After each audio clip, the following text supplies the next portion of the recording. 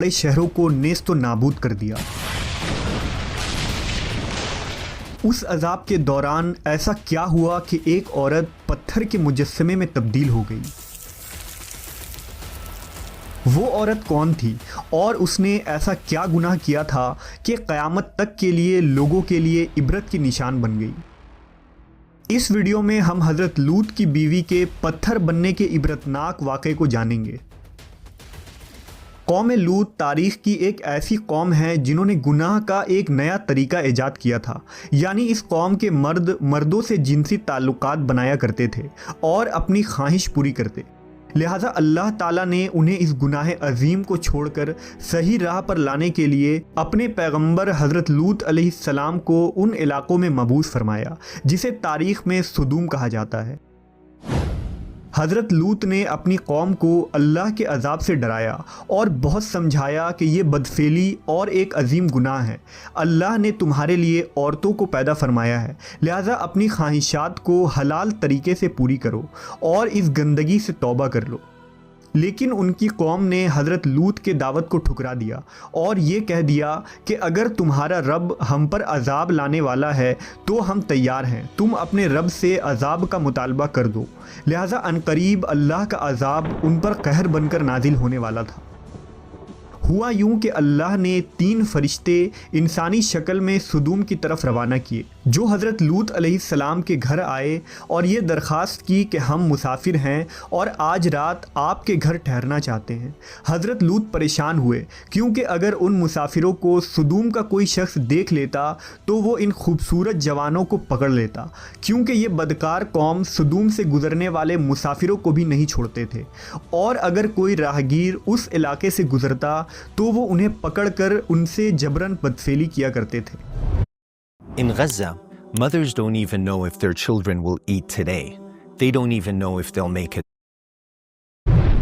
लूत अलैहिस्सलाम जानते थे कि उन मेहमानों को सुदूम के लोगों से बचाना बहुत मुश्किल है।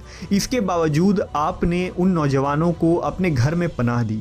हज़रत लूत की बीवी ने जब देखा कि घर में खूबसूरत नौजवान मेहमान बनकर ठहरे हैं तो उसके दिल में ये शरारत सूझी कि क्यों ना मैं सुदूम के लोगों को जाकर ख़बर दे दूं कि लूत के घर खूबसूरत लड़के आए हुए हैं और फिर वो लोग उन्हें पकड़ लें। दरअसल हज़रत लूत की बीवी अब तक आप पर ईमान न लाई थी।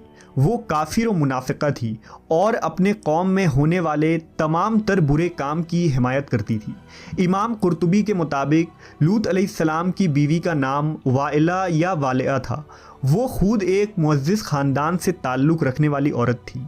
इंजील मुक़द्दस के बाब पैदाइश में हज़रत लूत की बीवी का ज़िक्र मौजूद है, लेकिन वहाँ उसका नाम मौजूद नहीं, जबकि यहूदी लिटरेचर में उसका नाम एडो या एदित लिखा गया है।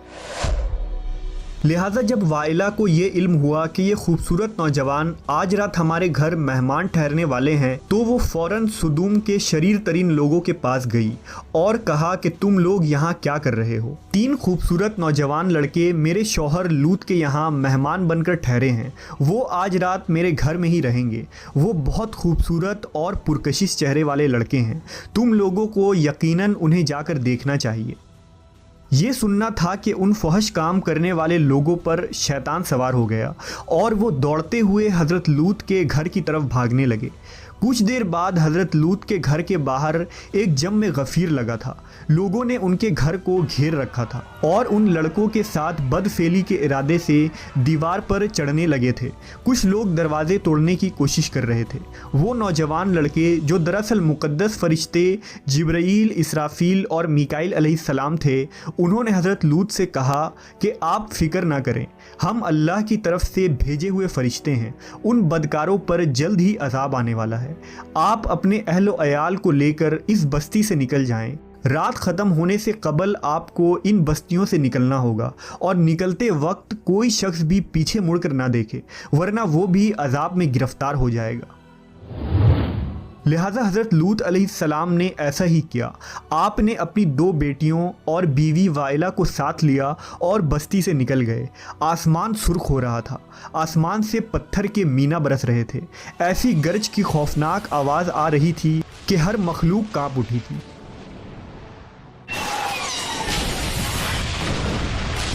اس دوران حضرت لوط اپنی بیوی، بیٹیوں اور ان فرشتوں کے ساتھ جلدی جلدی قدم بڑھا رہے تھے اور چلتے وقت ان کی نظریں غضب الہی کے ڈر سے نیچے جھکی ہوئی تھی۔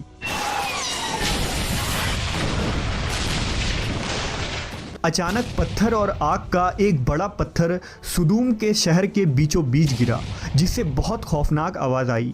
لہذا حضرت لوط کی منافقہ بیوی وائلہ، جو اپنی قوم کے بدکاروں سے محبت رکھتی تھی، اس نے پیچھے مڑ کر دیکھا اور کہا، ہائے رے میری قوم! اس پر اللہ کے عذاب کا ایک پتھر اس کے اوپر گر پڑا اور وہ بھی ہلاک ہو کر اسی جگہ بت بن گئی۔ آخر لوط علیہ السلام کی بیوی وائلہ نے پیچھے مڑ کر کیوں دیکھا تھا؟ ایسی کیا چیز تھی جو اسے پیچھے مڑنے پر مجبور کر رہی تھی؟ دراصل وائلہ کے دل میں دنیا کی محبت بسی ہوئی تھی۔ وہ اپنا گھر، مال و دولت اور لوگوں کو پیچھے چھوڑ کر آگے بڑھ رہی تھی۔ لہٰذا جب یہ سب تباہ ہو رہا تھا، اس وقت اس سے رہا نہ گیا اور اس نے پیچھے مڑ کر دیکھ لیا۔ انجیل کے کتاب لوکا کے مطابق جب حضرت عیسیٰ علیہ السلام کا وقت قریب آیا، یعنی آسمان پر اٹھائے جانے سے قبل، حضرت عیسیٰ علیہ السلام نے اپنے حواریوں کو بہت ساری نصیحتیں کی تھی۔ اس دوران آپ نے فرمایا تھا کہ لوط کی بیوی کو یاد رکھو۔ حضرت عیسیٰ نے لوط کی بیوی کو یاد رکھنے کی نصیحت کیوں کی تھی؟ دراصل ایک طرف حضرت لوط اور نوح علیہ السلام کی بیوی تھی، جو پیغمبروں کی زوجہ ہونے کے باوجود کفر میں مبتلا رہی۔ وہیں دوسری طرف فرعون کی بیوی ہے، جنہوں نے خدائی کے دعوے دار کے محل میں رہنے کے باوجود لا شریک معبود پر ایمان لا کر نجات حاصل کیا۔